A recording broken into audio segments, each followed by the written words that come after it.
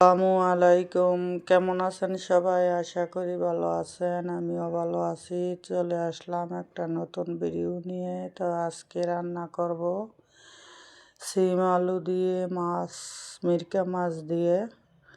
তো সেই মাছ যে আনছিলাম আপনাদের সাথে শেয়ার করছিলাম, মাছ কাটতে রাইখা দিছি ফ্রিজে। তো সেই মাছ দিয়েই আজকে রান্না করব, সিম আলু দিয়ে। আর দিব টমেটো, টক টমেটো দিব। তো টমেটো নিয়ে আসছি। আর এইগুলা সিম, এই সিমগুলি অনেক সুন্দর, তরকারি রান্নলেও সেরকম মজা লাগে। আর কত রকমের সিম আছে মোটা মোটা, ওইগুলি মজা লাগে না, খাইতেও ভালো লাগে না। তো এই সিমটা 50 টাকা কেজি নিচ্ছে। আর এই যে আলু আর সিম কাটতে নিলাম আমি। তো রান্না করব, চলে আসলাম। তো এই যে ভাত বসাইলাম, আর এখানে চলে আসলাম আমি মাছ ভাজি করার জন্য। তো এই যে মিরকা মাছ ভাগ ভাগ করে থুইছি ফ্রিজে। তেলাপিয়া মাছও আনছিলাম। এখন মাছ ভাজতেছি, হলুদ আর লবণ দিয়ে শুধু মাছটা ভাজবো আমি কড়া করে। আর আমরা মাছ না ভাজিয়া খাই না, মাছ ভাজলে তরকারি অনেক ভালো লাগে খাইতে। পরে মাছ ভাজা ছাড়া আবার অনেক দেশে খায়, এক এক দেশে এক এক রকম। আমাদের দেশে মাছ ভাজিয়েই বেশিরভাগ তরকারি রান্না করে। একমাত্র ছোট ছোট একদম কাসকি মাছ ছাড়া সব মাছই ভাজে। আর সবাই সাদা এক সময় পুঁটি মাছ, ওইগুলা ছোট মাছ চচ্চড়ি করে রান্না করে। কিন্তু আমিও সেরকম দেশের মতোই, শুধু ছোট মাছ এখানে ভাজি না, চচ্চড়ি করি। আর এইখানে বড় মাছ সবই আমি ভাজিয়া রান্না করি। আর ভাজিয়া এইভাবে তরকারি রান্না করলে খাইতে অনেক স্বাদ লাগে। কিন্তু কত মানুষ আছে মাছ কষায় রান্না করে, তাদের কাছে তাদের মতো তাদের ভালো লাগে, আমাদের কাছে ভালো লাগে না। যার যার মুখের রুচি যেরকম। তাই আমার মাছ ভাজা প্রায় হয়ে গেছে। তো এখন আমি মাছটি নামিয়ে তারপরে আমি তরকারি বসাবো।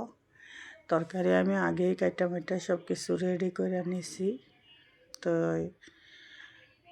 এখন শীতকাল, ফুলকপি, সিম, টমেটো এগুলোই তরকারি আর কি।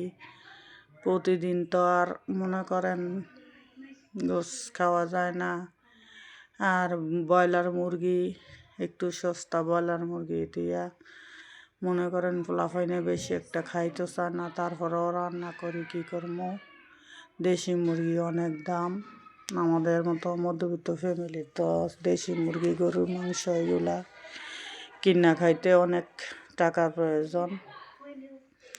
ওইগুলা মাসেও একবার গরুর মাংস কিনতে পারি না। আর দেশি মুরগি তো কিনি না, কিনে বেশিরভাগই ব্রয়লার মুরগি।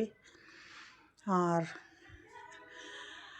কি আপনাদের সাথে তো সবই শেয়ার করি। তো এখানে আমি মশলা সব দিয়ে কষায় নিতেছি। তারপরে সিম আলু একসাথে কষায় নেব, কারণ আলুটা আমি একদমই চিকন করে কাটছি যাতে সিমের সাথেই সিদ্ধ হয়ে যায় একসাথেই। তো এই যে ধুইয়া নিছি আমি, এখন সবগুলা কষায় নিতেছি। তো আপনারা ভাবতেছেন যে আপা বা আন্টি এতগুলো তরকারি কেন রান্না করে? আমাদের বাসায় গ্যাস থাকে না, তো এই জন্য আমি সবসময়ই একটু তরকারি বেশি রান্না করি, যাতে গ্যাস না থাকলেও আবার পরের বার খাওয়া যায়, বা একবেলা তরকারি না থাকলে খাওয়া যায়। আর আমি তরকারি রান্না করলে সবসময়ই তরকারি রান্না করে আমি, মানে দুপুরের জন্য আলাদা আর রাতের জন্য আলাদা উঠায় রাইখা দিই ভাগ করে। তো একসাথে থাকলে তরকারি এক একজনে খায় এক একবার, এই জন্য মনে করেন আমি আলাদা করে রাইখা দিই। তো এইখানে আমি তরকারি কষা নিতে দিয়া হাঁড়ি পাতিল ছিল কয়েকটা, এখানে ধুয়ে নিতেছি। এখানে আবার ভাত মারগালি আমি, তো এইগুলো ধুয়ে নিতেছি। আর তরকারি ওদিক দিয়ে কষতে থাকুক, পানি ফোটাইয়া খাই। তো জকে টকে পানি টানি বইরা নিয়ে আসলাম পাতিল খালি কইরা। তো আপনাদের কাছে আমার ভিডিও কেমন লাগে, রান্নাবান্না কেমন লাগে জানাইবেন কমেন্টে। সবই আপনাদের সাথে শেয়ার করতে পারি না, কিছু কিছু মুহূর্ত শেয়ার করি। আর আমার কেউ তো ভিডিও করে দেয় না আমার মোবাইলে, আমি নিজে একা একা ভিডিও করা লাগে, এই জন্য আপনাদের কাছে সব কিছু শেয়ার করতে পারি না। আর মেয়ে তো অসুস্থ, মেয়েও মোবাইল ধরতে পারে না, ছেলের বাপও বাসায় থাকে না। তো এই যে আমার এখন কষানি শেষ, তো টক টমেটো আনছি, কিন্তু টমেটোটা বেশি পাকা না, কিন্তু টক ছিল। তরকারিটা রান্না করছি, আমার ছেলে খুবই পছন্দ করছে তরকারিটা, আর আমাদের কাছেও ভালো লাগছে অনেক এই তরকারিটা। আমি এখানে জল দিয়ে দিলাম, তা পরে এখন আজান দিতেছিল, এই জন্য আমি বয়সটা বন্ধ করে রেখেছিলাম। তো এখন আবার তরকারিটা সিদ্ধ হয়ে গেছে, এখন আমি মাছ দিয়ে দিব। মাছগুলো তো ভাজিয়ে রাখছি দেখলেন। আর এই সাইডের চুলায় আমি খাবারের পানি বসাইয়া দিছি,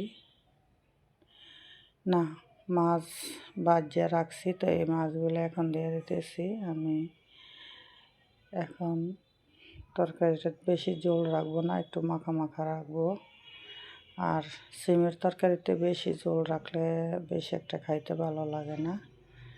আর ধনিয়া পাতা কেটে রাখছি, এই যে দিয়ে দিতেছি এখন। আর আমি এগুলো দেশি ধনিয়া পাতা, তরকারির মধ্যে শীতকালে একটু ধনিয়া পাতা আমার কাছে বেশি দিলেই ভালো লাগে।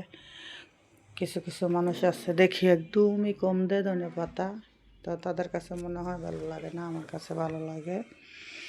আমার তরকারিও বেশি, তো এই জন্য ধনিয়া পাতাটাও একটু বেশি দেই আমি। আর এই ধনিয়া পাতা দিয়ে ধনিয়া পাতার ভর্তা করলেও খুবই মজা লাগে, আমি বানাই মাঝে মাঝে। তো কেমন হয়েছে তরকারির কালারটা দেখেন, কত সুন্দর হয়েছে। আর শীতকালে আপনি মাছ দিয়ে যে কোনো তরকারি আনবেন, খাইতে সেরকম ভালো লাগে। তো আমি এই যে ভাত শাক দিয়ে নিয়ে আসলাম, তরকারিও নিয়ে আসলাম। তরকারির ফাইনাল লুক কেমন হয়েছে, ভিডিওটি ভালো লাগলে সবাই আমার পাশে থাকবেন, আমার জন্য দোয়া করবেন যাতে ভালো ভালো ভিডিও দিতে পারি। সবাই ভালো থাকবেন, আল্লাহ হাফেজ।